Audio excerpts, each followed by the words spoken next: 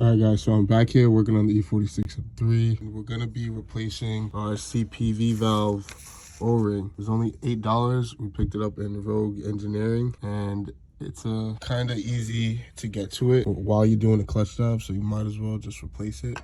It's located up here, and it's held in with like a flathead bolt. So to get it out, you're gonna need a setup like this. You just unscrew it, and you'll be able to replace the O-ring. This is easier with the flywheel off, but I already put the flywheel on, so I can't take it off. So you just want to get your ratchet in there and break it loose. Alright, see, it already came loose, and we could just unscrew it with our hands now. While you're removing it, some oil might leak out, so just have a rag handy.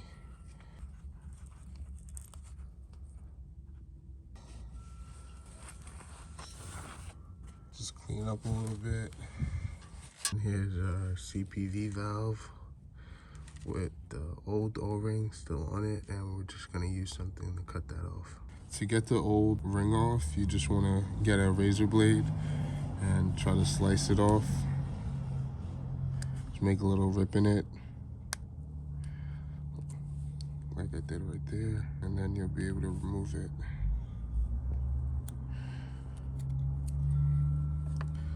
So this one is really plastic and brittle. It's not rubber at all, and we're gonna replace it with a new Rogue Engineering rubber Viton ring.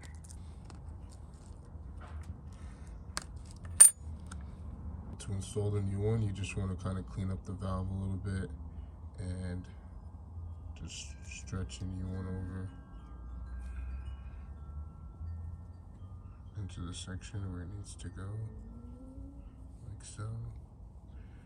And that's it. You could just reinstall.